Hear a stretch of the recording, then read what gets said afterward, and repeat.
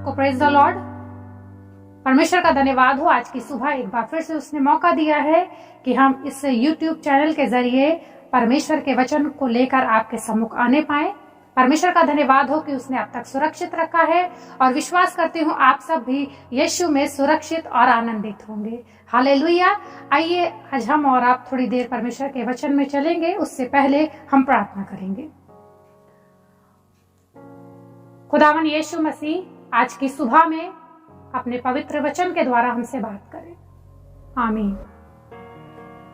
Hallelujah. Praise the Lord. प्रभु का धन्यवाद हो कि परमेश्वर समय समय पर हमें और आपको अपने वचन से आत्मिक खुराक से भरता है ताकि हम आत्मिक रीति से मजबूत हों।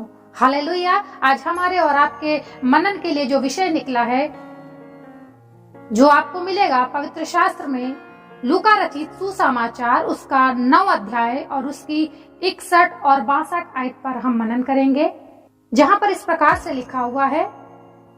एक और ने भी कहा, हे प्रभु, मैं तेरे पीछे हो लूंगा, पर पहले मुझे जाने दे कि अपने घर के लोगों से विदा ले आऊं। यीशु ने उससे कहा, जो कोई अपना हाथ हल पर रखकर पीछे देखता है वह परमेश्वर के राज्य के योग नहीं। Praise the Lord. परमेश्वर अपने वचन के पढ़े जाने और सुने जाने पर आशीष दे।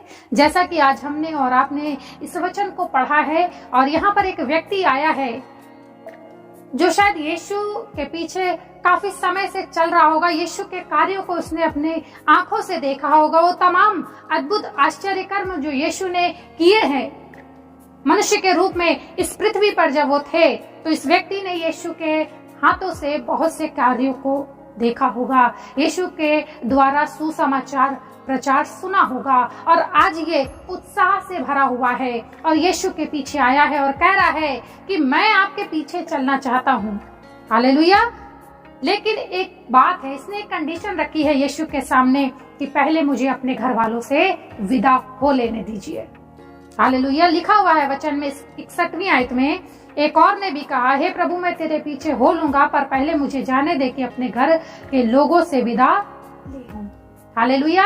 आज हम और आप बहुत सारे ऐसे लोग हैं जो हम और आप अपने आप को मसीह कहते हैं और बड़े उत्साह से हम और आप भरे रहते हैं और यीशु के कार्यों को करना चाहते हैं, सेवकाई करना चाहते हैं और बहुत कुछ यीशु के लिए करना चाहते हैं। मेरे अजीजों, ये जज्बा गलत नहीं है, ये जज्बा अच्छा है कि हम परमेश्वर के राज्य के विस्तार में लगे हुए हैं, परमेश्वर के राज्य का सुसमाचार सुना रहे हैं और बहुत सी चीजों को करने को हमारी इच्छा करती है, हमारा मन करता है और हम बहुत कुछ कर गुजरना चाहते हैं यीशु में। हालेलुया। लेकिन जो कंडीशन यीशु के सम्मुख इस व्यक्ति ने रखी है बड़ी विनम्रता के साथ कि पहले मैं अपने घर वालों से विदा ले आऊं। आज बहुत सारे मसीही जीवन ऐसे ही तमाम बातों में, तमाम जिम्मेदारियों में, तमाम संसार की उन बातों में फंसे हुए हैं।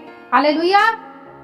जो यीशु ने उन बातों से हमें अलग रहने को कहा है। हालेलुया। अगर हम और आप इसकी 62 आयत पर अध्ययन करें तो बिल्कुल हमें पता चल जाएगा। यीशु ने उससे कहा, जो कोई अपना हाथ हल पर रखकर पीछे देखता है वो परमेश्वर के राज्य के योग नहीं है। सेवकाई तो करना चाह रहे हैं, हल पर हाथ तो रख लिया है, लेकिन कहाँ देखने लगे हैं? पीछे देखने लगे हैं। हालेलुया। आज बहुत से ऐसे मसीही जीवन हैं जो परमेश्वर के लिए करना तो बहुत कुछ चाह रहे हैं, लेकिन उनके पास बड़े सारे एक्सक्यूज रहते हैं। जॉब से छुट्टी नहीं मिलती है, जॉब से छुट्टी नहीं मिल रही है, घर की जिम्मेदारियां हैं, बच्चों को पढ़ाना है, इसलिए हम कलीसिया नहीं जा रहे हैं, इसीलिए हम परमेश्वर के कार्यों में सम्मिलित नहीं हो पाते हैं। हालेलुया।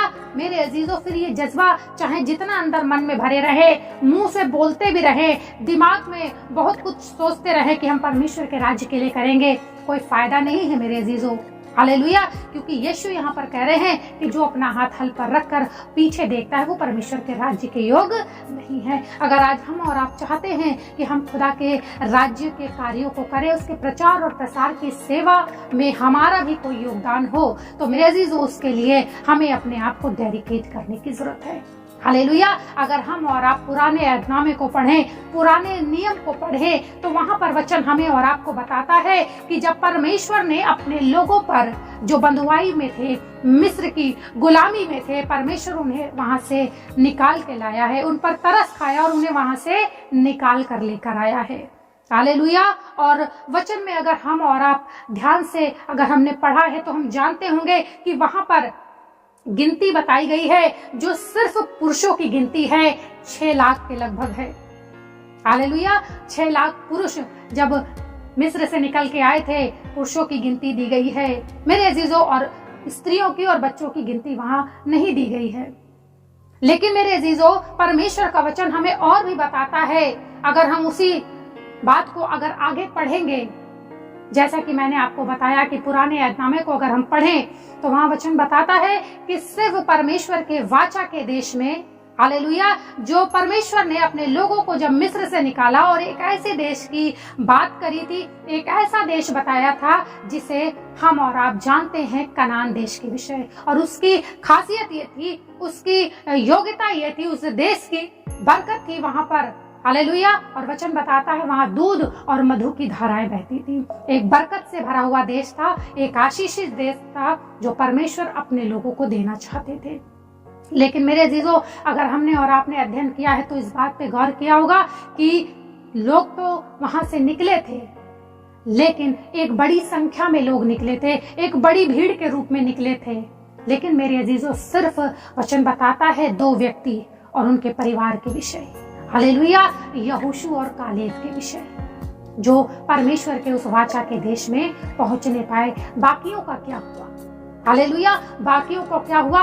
बाकी चल तो रहे थे खुदा की उपस्थिति में, परमेश्वर के कार्यों को देख रहे थे। जब परमेश्वर दिन में उनके लिए बादल का खंबा बनता था और आग का खंबा बनता था, रात में उस आश्चर्य कर्म को वो देख रहे थे, खुदा की उपस्थिति को देख रहे थे, खुदा उनसे बातें करता था, वो देख रहे थे। लेकिन उसके बावजूद भी क्या हुआ है, अपनी चीजों में कुड़कुड़ा और बुड़बुड़ा कर वहीं पर ढेर हो गए, हालेलुया। और उस बरकत को प्राप्त ना कर पाए जो कनान के रूप में परमेश्वर ने उनके लिए मुकर्रर करी थी।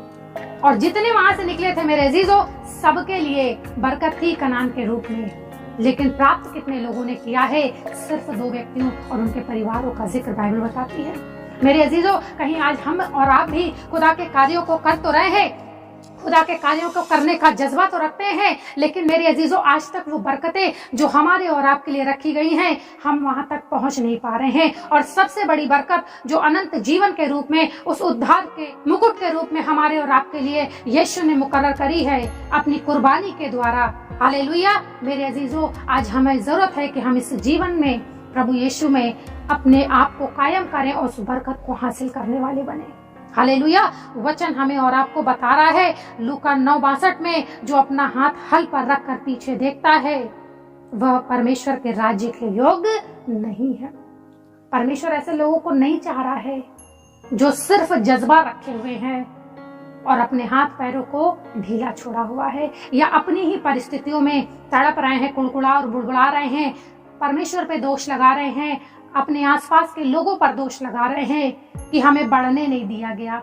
मेरे अजीजों, अगर हम और आप परमेश्वर की अगुवाई में चल रहे हैं तो मेरे अजीजों, परमेश्वर हमें जयवंत करना जानता है। वचन एक जगह लिखा हुआ है, अगर हम और आप 2 कुरिन्थियों 2 अध्याय और उसकी 14 आयत को पढ़ें तो वहां परमेश्वर का वचन बताता है, परमेश्वर का धन्यवाद हो जो मसीह में सदा हमें जय के उत्सव में लिए फिरता है, हालेलुया।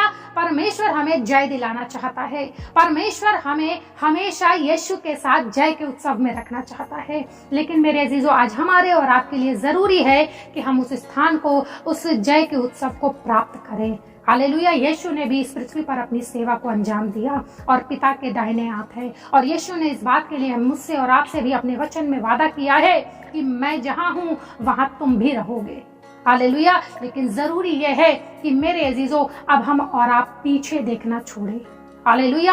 हाथ हल पर रखा है लेकिन पीछे देखना छोड़े, परंतु यहोशू और कालेब की तरह उस वाचा के देश को प्राप्त करें जो अनंत जीवन और उद्धार के रूप में हमारे और आपके सामने रखा हुआ है। एक आखिरी आयत पढ़ा के खत्म करेंगे आज के इस सेशन को। 1 थिस्सलुनीकियों 5 अध्याय और उसकी 19वीं आयत में एक बात लिखी हुई है, आत्मा को ना बुझाओ। हालेलुया। ये एक छोटी वर्स है लेकिन एक बड़ी गंभीर और बड़ी बात लिखी हुई है इसमें कि आत्मा को ना बुझाओ। मेरे अजीजों, अगर आज हम और आप खुदा की सेवा का जज्बा रखे हुए हैं, बहुत से भाई बहन जवान अगर खुदा की सेवा का जज्बा रखे हैं, तो मेरे अजीजों यीशु आपके साथ है और आपको वो मिरास, वो बरकत जो अनंत जीवन, हालेलुया, स्वर्ग के राज्य के रूप में हमारे और आपके लिए रखी हुई है, यीशु उसे प्राप्त करने में हमारी मदद करेगा। मेरे अजीजों, क्या आज हम और आप तैयार हैं कि हम यीशु के साथ जय के उत्सव में शामिल हो? हालेलुया। आज मेरे अजीजों, हमें और आपको तैयार होने की जरूरत है।